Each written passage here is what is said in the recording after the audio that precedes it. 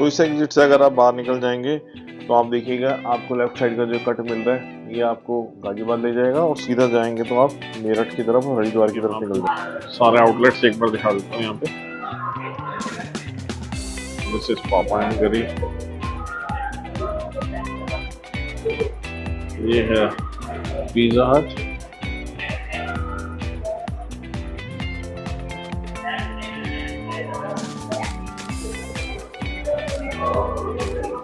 आगे देखेंगे आप सबवे,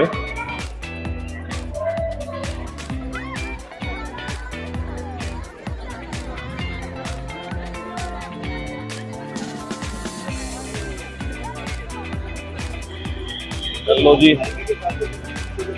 आई 35 कर दो। वेलकम जी, welcome back to my blog. और आज मेरे इस नए ब्लॉग में आपका स्वागत है। तो आज हम निकले हैं दिल्ली से हरिद्वार की तरफ और वेदर आप देख रहे हैं कि निकलते हुए ऑलमोस्ट 12 हो चुके हैं। तो वेदर जो है अभी थोड़ा रेनी वेदर बड़ा हुआ है और फिलहाल हम रुके यहाँ पे अपना एयर फिलअप कराने के लिए। और मैं गाड़ी में नॉर्मली नाइट्रोजन ही डलवाता हूँ। नाइट्रोजन का फायदा होता है कि नाइट्रोजन जो है ना बहुत हैवी होती है, तो कहीं छोटा मोटा अगर आपका मान लो पंक्चर या कील भी लग जाता है तो इतनी जल्दी से आपकी जो गैस है वो रिलीज नहीं होती है। प्लस देखिए ज़्यादा फायदा गर्मियों के हिसाब से उसमें होता है, क्योंकि नाइट्रोजन जितनी भी डलेगी ना तो वो गर्मियों में अगर आप हाईवेज वगैरह पे जाते हैं तो वो बिल्कुल भी उसमें एयर प्रेशर आपका जो है इंक्रीज नहीं होता।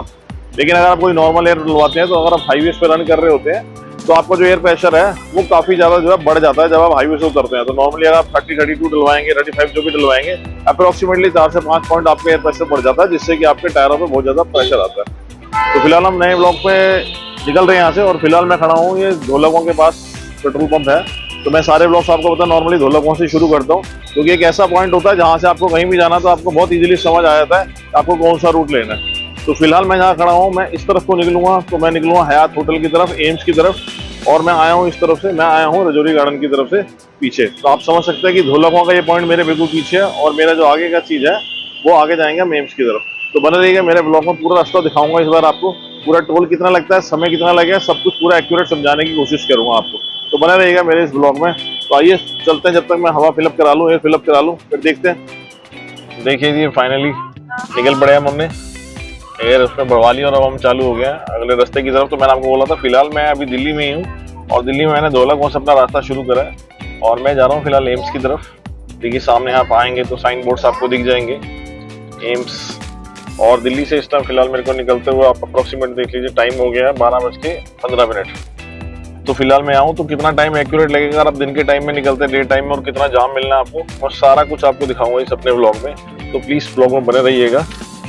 चलते हैं आगे और देखते हैं किस तक कहाँ तक जाता है।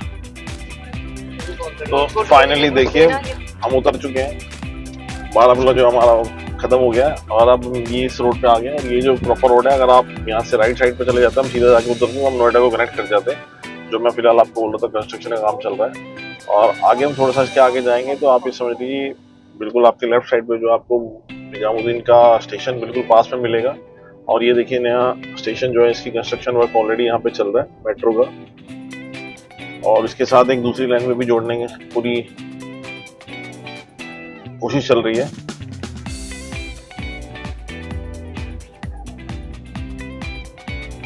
देखिए अगर आप मेरे लेफ्ट साइड पे देख पाएंगे आपको ये सराय काले खां बस टर्मिनल भी आपको यही है, जो सराय काले खां बस अड्डा है। जितनी भी आपको राजस्थान साइड की बसेस रहते हैं वो यहीं से आपको नॉर्मली पकड़नी पड़ती हैं, क्योंकि बस अड्डे को आप आजकल सेपरेट कर दिएगा बहुत जल्दी। यहाँ पे रेलवे स्टेशन भी सेपरेट करे जाएंगे। और निजामुद्दीन जो आपको पता ही है, अगर आपको यूपी की साइड जाना है या मुंबई की साइड जाना है तो भी काफ़ी ट्रेनें आपको इसी साइड से पकड़नी पड़ती है। तो फिलहाल हम इस फ्लाईओवर को आगे कनेक्ट करेंगे और यही फ्लाईओवर सीधा अभी आप जो है मेरठ एक्सप्रेसवे की तरफ ले जाएगा। ये रोड पे बिल्कुल हमें स्ट्रेट जाना, स्ट्रेट जाके साइन बोर्ड्स आएंगे, मैं आपको आगे दिखाता हूँ। तो तब तक आप इसी ब्लॉग में बने रहिए मेरे साथ, पूरा रास्ता मैं आपको प्रॉपर समझा दूंगा कितने टोल्स लगने हैं। अब ये देखिए जी मेरे लेफ्ट साइड पे आप देखेंगे सबसे मशहूर जो मोदी नगर वाले प्रदीप जैन साहब की मशहूर शिकंजी। तो ये सबसे पहली जो फेमस थी जैन शिकंजी की शॉप यही है। और ये अब हम यहाँ से जो है मेरठ एक्सप्रेसवे पे कनेक्ट हो गए हैं। तो फाइनली अब हम मेरठ एक्सप्रेसवे पे हैं और लेफ्ट साइड पे आप देखिए इसमें काफी सोलर की प्लेट्स भी इन्होंने लगाई हुई हैं। तो यहाँ से जो है आपका एक्सप्रेसवे सारा स्टार्ट हो जाता है मेरठ, और अब यहाँ से आपकी नॉन स्टॉप गाड़ी आप ले जा सकते हैं डिपेंडिंग ऑन द स्पीड। जो मैक्सिमम स्पीड है यहाँ पे 100 की स्पीड है, जिसको अगर आप मेंटेन रखते हैं तो नॉर्मली 3 से 3.5 घंटे में आप हरिद्वार पहुंच सकते हैं इस पॉइंट से। तो फिलहाल तो रश काफ़ी ज़्यादा लग रहा है मुझे, क्योंकि चारधाम यात्रा भी चालू हो चुकी है और ये मेन रोड है उस तरफ को कनेक्ट करती हुई, मतलब one of the main roads हैं। काफ़ी रोड्स हैं वहाँ पे, आप देखिए सामने, आप आगे मेरे बोर्ड आएंगे, आप इसमें आराम से पढ़ सकते हैं। अगर आपको आनंद विहार जाना है, मेरठ जाना है, मुरादाबाद जाना है, तो आपको इसी रूट से जाना पड़ेगा। खेलगांव अगर आपको जाना तो आपको लेफ्ट जाना पड़ेगा। और देखिए ध्यान से देखिएगा, ऊपर सीसीटीवी कैमरे कितने बड़े बड़े लगे हैं। तो मैं बार बार आपको इस चीज़ का फोकस ध्यान करा रहा हूँ कि अगर आप इन हाईवेज पे चलते हैं तो बिल्कुल आप कैमरेज का खास ध्यान रखिए, क्योंकि काफ़ी मोटे चलान है यहाँ पे। और जो किसी भी सूरत में कई बार यहाँ से आपका चलान कटेगा तो आपको आगे भी पकड़ लिया जाएगा। और bike, scooter, two wheelers, commercial vehicles छोटे बिल्कुल अलाउड नहीं है इस पे, तो please be careful about that, क्योंकि उनकी वजह से काफ़ी एक्सीडेंट्स हो सकते हैं मेजर। तो वेदर तो आज काफ़ी रेनी बना हुआ है, देखते हैं आगे बारिश आती है या नहीं आती है। आगे देखिए साइड पे, मेरे लेफ्ट साइड पे अब आपको अक्षरधाम आ गया। तो इन अभी जो दिल्ली देहरादून जो एक्सप्रेस वे आपका जो बिल्कुल लेटेस्ट बन रहा है, वो आपको इसी पॉइंट से आप यहाँ से स्टार्ट कर पाएंगे आगे। यहाँ से आपको लेफ्ट जाना पड़ेगा। हम आए हैं फिलहाल सीधा एक्सप्रेस वे पे डायरेक्ट, और जो दिल्ली देहरादून एक्सप्रेस वे बनने वाला तो प्रोबब्ली शायद इस महीने से स्टार्ट हो जाए, काफ़ी चांसेस हैं। लेकिन बस आप ये समझ लीजिए कि अब बस जैसे वो स्टार्ट होएगा तो मैं आपको उसका भी प्रॉपर बताऊंगा इसमें। और सॉरी पीछे अगर थोड़ी बहुत डिस्टर्बेंस आ रही है तो, क्योंकि फैमिली साथ में बैठी है तो बच्चे भी हैं, तो आप समझ सकते हैं। और ये देखिए मेरे ऊपर जो फ्लाईओवर है, यही लेफ्ट साइड पे आपको प्रॉपर कनेक्ट करेगा सीधा दिल्ली देहरादून एक्सप्रेस वे से। और जैसे ही वो स्टार्ट होगा तो आई प्रॉमिस कि मैं सबसे पहले आपको व्लॉग वाला भी दिखाऊंगा, पूरा रास्ता दिखाऊंगा आपको देहरादून तक, जिससे कि दिल्ली का सफर घट के देहरादून के लिए सिर्फ 2 से 2.5 घंटे का रह जाएगा।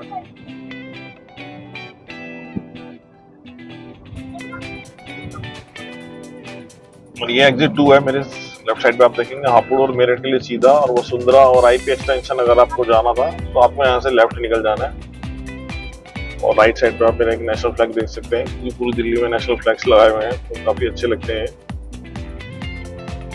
तो फिलहाल जो ये एक्सप्रेस वे है इसको काफी टाइम हो गया है खुले हुए, अप्रोक्सीमेटली मेरे हिसाब से लगा दिए 6 से 7 साल हो गए, तो काफी बम्पी हो चुका है फिलहाल ये इस टाइम पे। रिपेयर वर्क भी साथ साथ चलता है, लेकिन हाँ काफी बम्पी जरूर हो चुका है। और सामने देखिए ये आपका एग्जिट 2, और लेफ्ट साइड पे आप जाम देख सकते हैं, आपको दिख रहा होगा बहुत अच्छे से कि कितना जाम है दिल्ली में। तो इसलिए मैं आपको बोल रहा था, अगर आपको दिल्ली में आपने टाइम पे कुछ क्रॉस कर लिया तो अच्छी बात है, और नॉर्मली इतना जाम होता नहीं है। और आगे देखिए फाइनली कोई चेकिंग चल रही है, पुलिस बैरियर लगा या स्टॉप पॉइंट लगा, बेसिकली कोई वीआईपी मूवमेंट लग रही है जिसकी वजह से रोका गया है यहाँ पे। और राइट साइड पे भी आप देखें थोड़ा सा जाम लग गया है, तो डेफिनेटली कोई ना कोई वीआईपी मूवमेंट है यहाँ पे जिसकी वजह से सब कुछ होल्ड कर दिया गया है।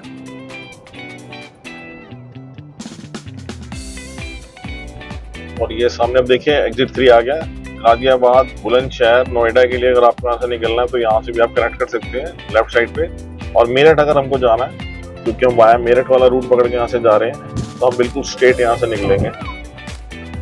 तो हर एग्जिट पॉइंट्स में आपको प्रॉपर यहाँ पे दिखाता चलूंगा तो कौन से एग्जिट पॉइंट्स आ रहे हैं और आपको प्रॉपर रास्ता किस पे जाना है। और रास्ता तो खैर काफी लोगों ने दिखाया होगा, लेकिन मैं आपको हर रास्ते में आने वाले आपको फूड कोर्ट्स भी दिखाने की कोशिश करूंगा, जो अच्छे अच्छे फूड कोर्ट्स मिलेंगे आपको। और देखिए यहाँ पे अब आगे साइन बोर्ड्स आ गए हैं, छोटे व्हीकल्स की स्पीड 100 कर दी गई है, और जो जितने बड़े व्हीकल्स हैं उनकी स्पीड 80 किलोमीटर पर आवर रखी गई है।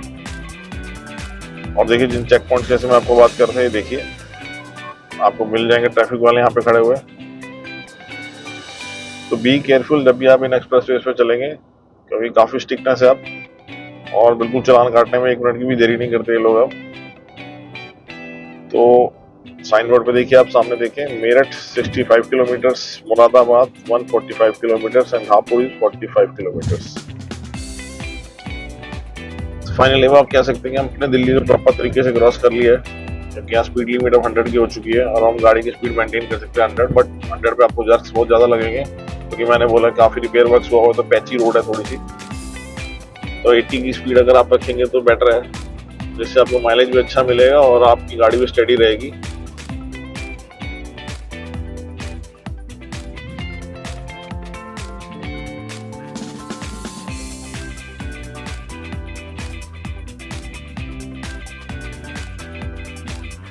और ये लेफ्ट साइड पे आप देखिए मेरे ना पहला जो है ये रास्ते भी यहाँ पे आ गए, तो इस रेस्ट एरिया में फूड कोर्ट में अगर आप चाहें तो खाने पीने काफ़ी आपको यहाँ पे फूड के आउटलेट्स मिल जाएंगे, प्लस CNG पंप और ATM भी है यहाँ पे इस आउटलेट में। तो ठीक है, रेयर है क्योंकि इतनी जल्दी कोई निकलने के बाद सडनली रुकता नहीं है, बट ठीक है अगर आप रुकना चाहें तो ये पहला जो रेस्ट एरिया मैंने आपको दिखा दिया है। और ये फाइनली देखिए जी अब हमारा पहला टोल आ चुका है, हम पहले टोल पे पहुंच चुके हैं। तो मैं देखता हूँ फिलहाल कि कितना टोल का चार्ज है। तो फाइनल टोल के चार्जेस तो मैं आपको लास्ट में बता दूंगा, एक बार टोटल टोल लगे कितने हैं। और अभी तक तो टोल पे देखिए ज़्यादा कुछ भीड़ मुझे लग नहीं रही है। और जो नई स्कीम भी एक टोल की लॉन्च हुई है, जो गडकरी जी ने लॉन्च करी है, जो 3000 पर ईयर का जो ईयरली पास दिया है, तो उसके बारे में भी काफ़ी सारी डिटेल अभी चीज़ें आई हैं। तो उसका डिटेल वीडियो में भी आपको आगे बताऊँगा, तो इसमें बहुत सारे जो है ड्रॉबैक्स हैं उसके लिए, तो आगे मैं पूरा डिटेल वीडियो उसके लिए बनाऊंगा। और ये देखिए जी फाइनली अब हम मेरठ एक्सप्रेस वे से नीचे उतर गए हैं और ये जो है ये मेरठ के अंदर अब हम एंटर हो चुके हैं। मतलब मेरठ एक्सप्रेस वे खत्म हो गया और ये मेरठ के पास हम मेरठ सिटी में आ गए। तो मेरठ बाईपास है बेसिकली, आप कह सकते हैं। और ये बाईपास जो है यहाँ पे थोड़ा सा आपको जो होगी, थोड़ी आपकी स्पीड आपकी थोड़ी कांस्टेंट हो जाएगी और थोड़ा सा स्पीड आपको मेंटेन करके चलना पड़ेगा, क्योंकि this is not an express way, आप समझ सकते हैं। तो इसमें थोड़ा सा हो सकता है आपकी स्पीड जो 60-70 के आसपास ही आप मेंटेन कर पाएँ, ज़्यादा नहीं। वो भी अगर आप मॉर्निंग के टाइम पे आते हैं या खाली टाइम पे आते हैं, पीक आवर्स में तो हो सकता है और थोड़ी सी 40-50 की स्पीड हो जाएगी। काफ़ी रश यहाँ पे जा रहा होता है। और जैसा कि आप जानते हैं, आप दिल्ली से भी मेरठ तक मेट्रो जो है बहुत जल्दी उसका प्रोजेक्ट भी कम्प्लीट होने वाला है।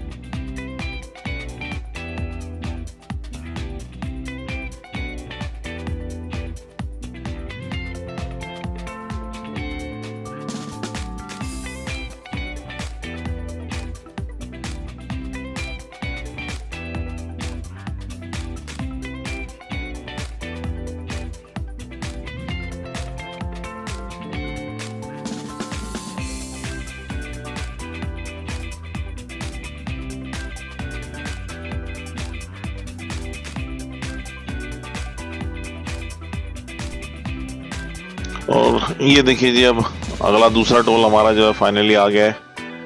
तो ये वाले टोल तो बिल्कुल साथ साथ ही है ऑलमोस्ट, मतलब ज़्यादा देर तो गाड़ी नहीं चलाई, तो साथ साथ ही दूसरा टोल भी आ गया इसमें। तो इसके भी पैसे कितने लगेंगे ये भी मैं आपको लास्ट में टोटल बता दूंगा। वैसे ऑलमोस्ट इन दोनों टोल्स के मेरे ख्याल से सिमिलर ही अमाउंट लगता है, क्योंकि जितना पिछले वाले क्योंकि मैंने आपको बोला था मैं रेगुलर आता रहता हूँ, तो ऑलमोस्ट सेम ही टोल करता है। जितना इसका कटेगा उतना ही पिछले वाले का शायद कटा होगा।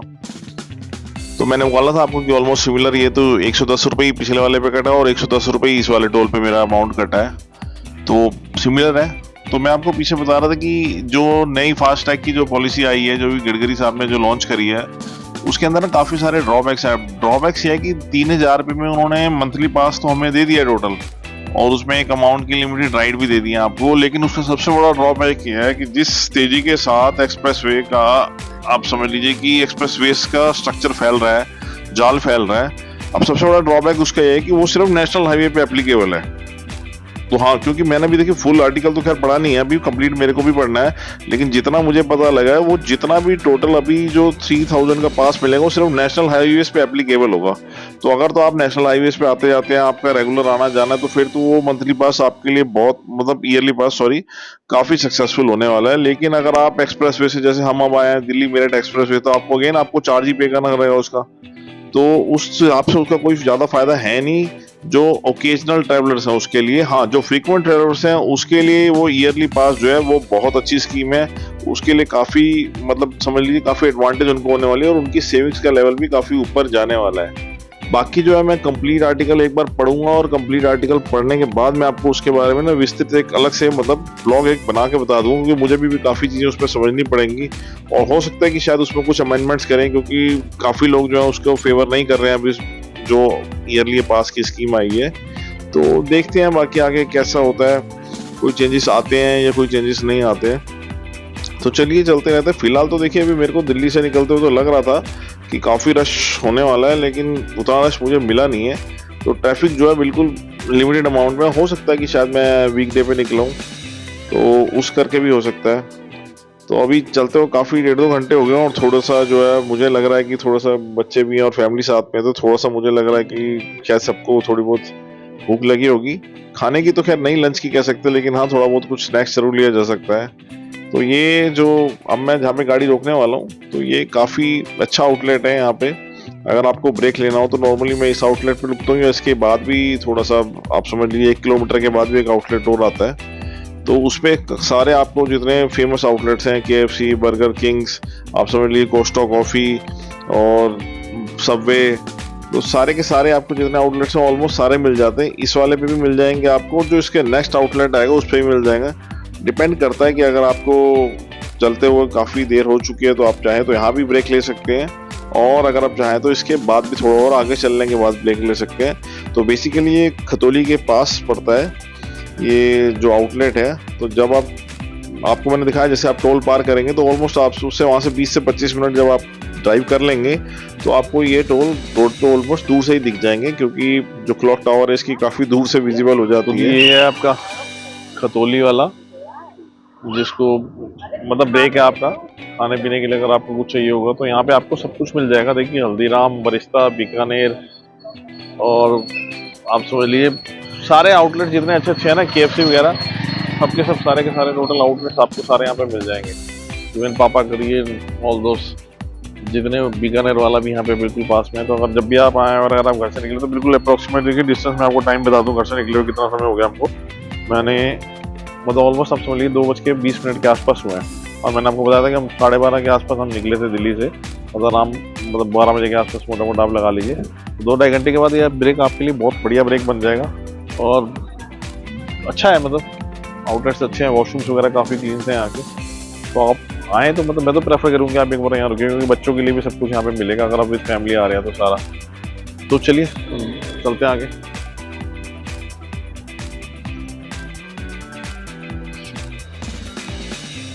तो ये देखिए जितने भी आउटलेट्स हैं, मैंने कहा मैं आपको एक बार दिखा दूँ अच्छे से, जितने भी टोटल आउटलेट्स हैं और सीटिंग्स वगैरह हैं, मतलब काफ़ी अच्छी हैं।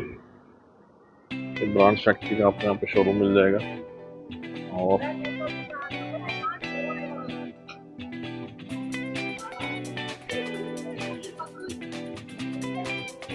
Costa coffee, noodles Roy,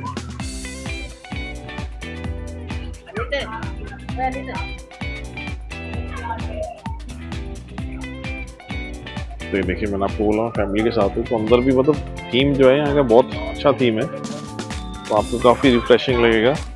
even देखिए subways, Costa coffee, the food street,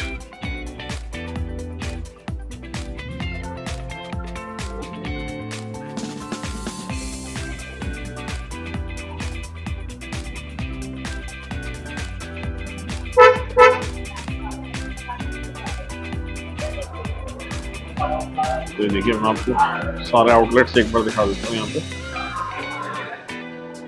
this is पापा एंड करी, ये है पिज़्ज़ा हट,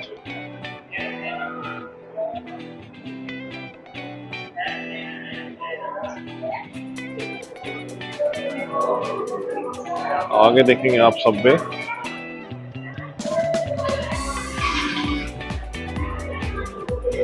और ये है सिचुआन ट्रेल, थोड़ा सा नाम डिफिकल्ट है बट सिचुआन ट्रेल इसका नाम है।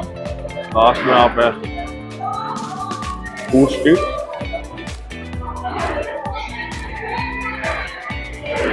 वहाँ, और finally also one of the famous name KFC। तो इन ऑल आप कहेंगे तो बहुत अच्छा आउटलेट है, प्रॉपर फुल AC है, चिल्ड आउटलेट है। तो ये है जी हल्दीराम, और एज यूजुअल हल्दीराम एक क्वालिटी आउटलेट है, आप सब जानते हैं। तो इसकी थीम भी मुझे बहुत अच्छी लगी है, मैं आपको दिखाऊं। So very good theme.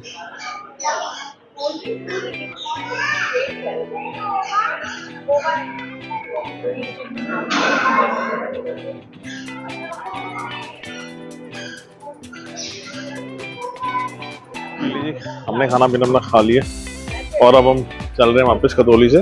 तो काफ़ी टाइम हमें यहाँ लग गया, मैं चल कितने बजे रहा हूँ मैं आपको बता देता हूँ कि देखिए 3:20 हो गया, तो ऑलमोस्ट हमें काफ़ी टाइम यहाँ पे लग गया है। लेकिन अब हम चल रहे हैं अपना आगे हरिद्वार की तरफ, और बाकी का रास्ता मैं आपको रास्ते में समझाता हूँ कि क्या क्या जगह आपको मिलती है। तो चलिए चलें फिर। चलिए फाइनली अब हमने यहाँ से अपना हाँ बिना खा लिया और अब हम निकल चले हैं वापस। तो मैंने आपको बताया अच्छा आउटलेट है, आपको चीज़ें मिल जाएंगी, बट फिलहाल देखिए टाइमिंग के ऊपर काफ़ी कुछ डिपेंड करता है। तो टेस्ट तो सारा अच्छा ही था, और बच्चे अगर आपके साथ है थोड़ा सा ब्रेक ले लेंगे तो आप बेटर रहेगा आपको।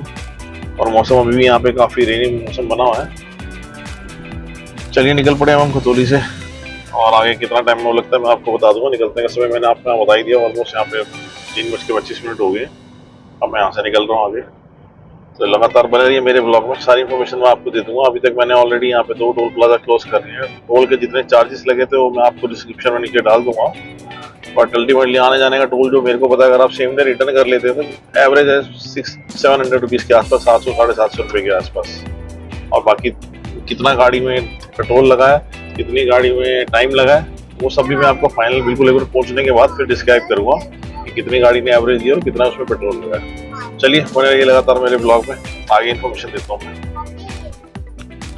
तो फाइनली अगला टोल अब आ गया। अब देखते हैं जी यहाँ पे कितना चार्ज लगता है।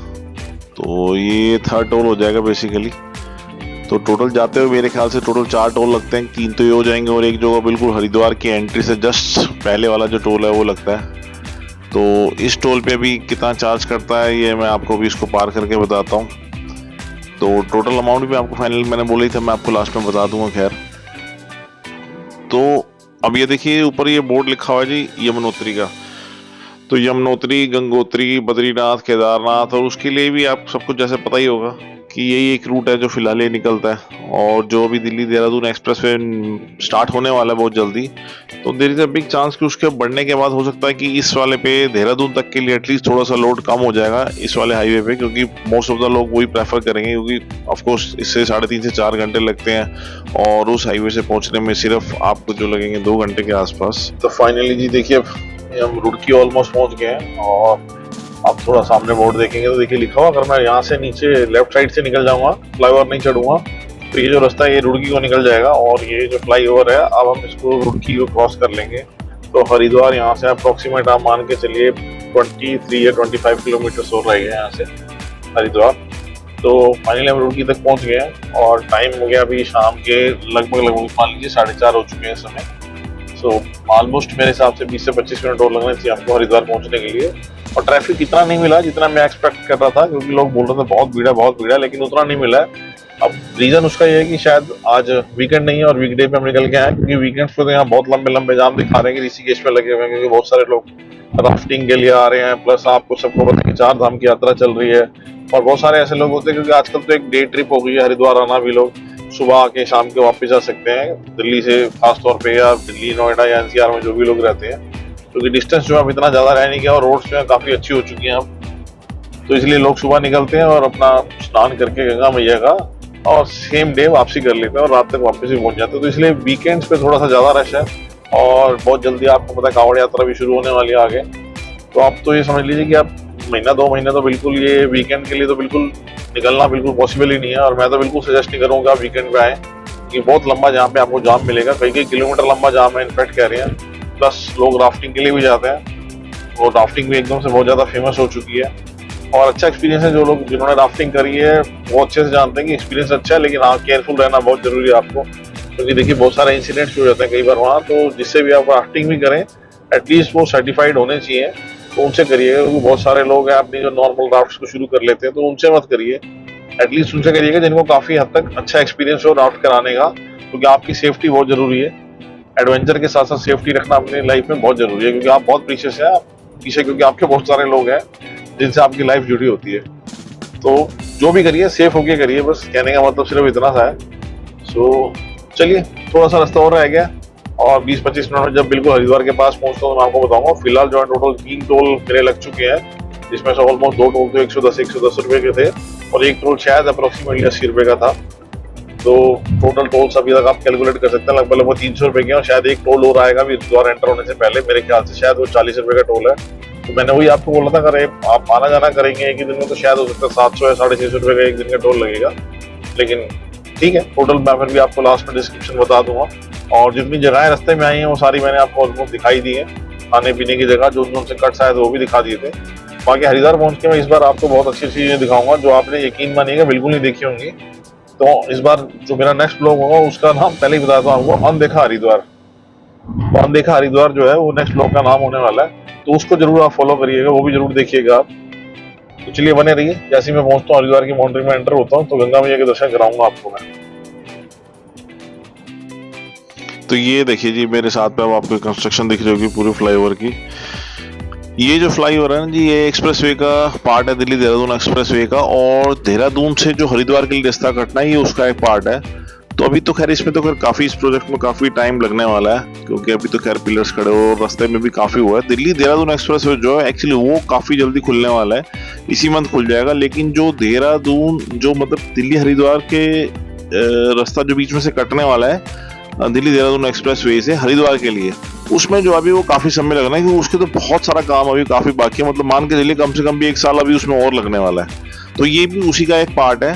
जब वो आएगा तो इसी जो फ्लाईओवर है, जो ये ब्रिज है, वो इसी को ज्वाइन करेगा आगे आने के बाद। तो इधर तो खैर इस पार्ट में अच्छा काम चल रहा है, खैर काफी हिसाब से, मेरे हिसाब से 6-8 महीने में काफी काम और खींच भी लेंगे। लेकिन अलग अलग जो पैचेस हैं उसमें भी काफी सारा जो अभी वर्क है ना, काफी पेंडिंग है। जो उस हाईवे से जो हरिद्वार हाईवे को कनेक्ट करेगा उसमें काफी पेंडिंग वर्क है। तो किसी दिन उसको भी, रूट को मैं कवर करूंगा और दिखाऊंगा प्रॉपर अभी तक का कितना रूट जो है वो कवर हो चुका है और कितना जो है पेंडिंग रह चुका है। तो देखते हैं। ये देखिए जैसे ही फ्लाईओवर ये डाउन हो जाएगा, अब बिल्कुल हम ऑलमोस्ट समझ लीजिए आप हरिद्वार में एंटर हो चुके हैं ऑलमोस्ट। तो फाइनल टोल प्लाजा भी शायद अभी आना ही वाला होगा, काफी नजदीक होगा मेरे हिसाब से, क्योंकि ये फ्लाईओवर बिल्कुल उसका पार्ट है कि जस्ट हरिद्वार एंट्री से पहले, टोल प्लाजा से पहले इन्होंने इसको उतारना है और उसके बाद फिर वही कॉमन रोड हो जाएगी, क्योंकि टोल प्लाजा के बाद तो फिर रोड बन चुकी है। और लीजिए सामने आपके फाइनल जो है, फाइनल टोल प्लाजा हरिद्वार का आ चुका है। तो बस इस टोल को क्रॉस करते ही आप समझ लीजिए कि हम हरिद्वार में एंटर हो जाएंगे। और आगे चल के मैं आपको दिखाता हूँ, गंगा मैया के दर्शन कराता हूँ मैं आपको कि कैसा पानी आ रहा है। तो थोड़ा सा है, कह रहे हैं कि बारिश हो रही है, तो थोड़ा सा पानी जो है साफ नहीं आ रहा है फिलहाल के लिए, लेकिन देखते हैं कि कितना साफ है और कितना थोड़ा सा रेतीला पानी आ रहा है। लेकिन गंगा मैया तो गंगा मैया जी। तो सब मिलके मेरे साथ एक बार बोलिए, गंगा मैया की जय। तो आप बने रहिए इस ब्लॉग में। अब थोड़ा सा पार्ट इसके आगे हो रहेगा और डेवलपमेंट देखिए अब आप कितनी फास्ट इसमें चालू हो गया। टोल के बाद मैं आपको दिखा रहा हूँ, देखिए कंस्ट्रक्शंस कितने अच्छे स्विंग पे यहाँ पे भी अब, क्योंकि काफी बड़ा एरिया जो है कवर होता जा रहा है। क्योंकि जब आप समझ लीजिए कि रश चलता है ना, तो बहुत ज्यादा भीड़ आ जाती है, तो उस हिसाब से डेवलपमेंट भी काफी तेज हो रही है। चलिए आगे देखते हैं अब।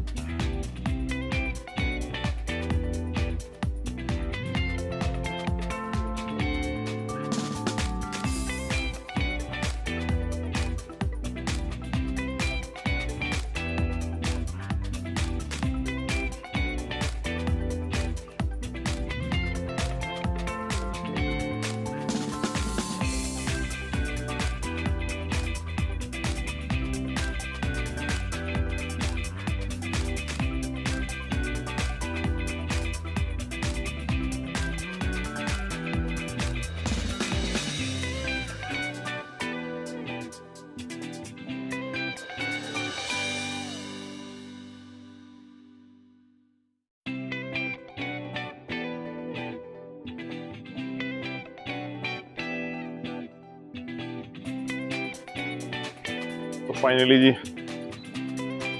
हम पहुंच गए हरिद्वार और टाइम हुआ अभी जी 4:10। तो फिलहाल तो मैं अपने रिलेटिव रहते हैं, हमारे कज़न मामा जी हैं यहाँ पे, तो फिलहाल तो मैं उनके ही रुकूंगा अभी। और जाते हैं अभी, देखते हैं कि गंगा जी का पानी कैसे आ रहा है, क्योंकि थोड़ा सा बारिशें चल रही हैं तो फिलहाल थोड़ा सा कह रहे हैं कि पानी साफ नहीं आ रहा है और थोड़ा सा दूषित तो नहीं कहेंगे, मिट्टी वाला पानी आ रहा है बेसिकली। बट ठीक है, स्नान करना है तो स्नान करेंगे। तो ये था मेरा पूरा व्लॉग जो दिल्ली से हरिद्वार तक का मैंने आपको बताया। कोई चीज़ अगर छूट गई हो तो प्लीज़ आप मेरे से क्वेश्चन कर लीजिएगा, पूछ लीजिएगा, क्योंकि इस रूट में काफ़ी आता जाता रहता हूँ। पर क्योंकि एक छोटे से व्लॉग में सब कुछ दिखाना पूरा पॉसिबल होता नहीं है कई बार, तो कई सारे कॉन्स्टेंट्स भी होते हैं कि नहीं बता पाता कि रूट पे होता है। प्लस फैमिली के मैं साथ था तो हो सकता है कुछ चीज़ें शायद मेरे से मिस आउट भी हो गई हों, लेकिन मैं बाकी सब चीज़ें आपको एक्यूरेट बता दूंगा। कितना टोल था, कितने किलोमीटर्स लगे हैं, सारा कुछ तो वो मैं आपको बिल्कुल एक्यूरेट बता दूंगा। मान के चलिए आप 240 किलोमीटर जहाँ से मैंने अपना स्टार्ट करा, टोल आपको मैंने मोटा मोटा समझा दिया कि 300, मतलब आप समझ लीजिए कि लगभग 300 रुपये एक साइड का, 350 रुपये एक साइड का टोल है। जैसे मैं आपको बता रहा हूँ टोटल मतलब 202 लोगों जहाँ से मैंने इस ब्लॉग को स्टार्ट करा था, वहाँ से अभी यहाँ तक पहुँचे हैं बिल्कुल 226 किलोमीटर पूरा पड़ा है। और टोल जो लगा है मेरा लगभग 100-300 रुपये का टोल लगा है, और मेरी गाड़ी ने एवरेज लगभग दिया 18 से 19 की एवरेज दी है। मेरे पास फोर्ड इको स्पोर्ट गाड़ी है, तो ठीक है, लोगों की देती नहीं देती, बट फोर्ड इको स्पोर्ट मेरी तो पेट्रोल है, तो मेरे को तो आराम से 18 से 19 की एवरेज मिलती है एसी ऑन के साथ हाईवे के ऊपर। तो फिलहाल इस ब्लॉग को मैं एंड करता हूँ। अगर आपको इन्फॉर्मेशन अच्छी लगी हो तो प्लीज़ मेरे चैनल को लाइक करिएगा, सब्सक्राइब करिएगा और वीडियो को ज़्यादा शेयर कर दीजिएगा। और बने रहिएगा, अगला ब्लॉग में दिखाऊंगा आपको हरिद्वार की छोटी मोटी गली में कुछ ऐसी चीज़ें दिखाऊंगा कि बड़ी यूनिक चीज़ दिखाऊंगा। जैसे मैंने आपको पहले ही बोला कि उस ब्लॉग का मैं ऑलरेडी नाम बता रहा हूँ कि अनदेखा हरिद्वार। तो बहुत सारी चीज़ें तो मुझे भी नहीं पता थी, मैं कई बार आया हूँ, लेकिन क्योंकि एक्चुअली हमने एक्सप्लोर भी नहीं कर पाया और शायद टाइम भी नहीं मिला, और शायद इतना लोग अंदर तक जाते नहीं है, मेन जगहों पर चले जाते हैं। लेकिन इस बार मैं आपको एटलीस्ट 2 से 3 जगह ऐसी दिखाऊंगा, दुकानें और खाने पीने की चीज़ ऐसी दिखाऊंगा जो वाकई बहुत मशहूर है यहाँ पे। और एक बार तो आप अगर आते हैं हरिद्वार तो जरूर ट्राई करिए उस चीज़ को। तो चलिए इस ब्लॉग को मैं एंड करता हूँ। थैंक यू, मजे से रहिए, अच्छे से रहिए और वीडियो शेयर करते रहिए, और चैनल को प्लीज़ लाइक कर दीजिएगा, सब्सक्राइब कर दीजिएगा। ठीक है, चलिए जी, मिलते हैं फिर।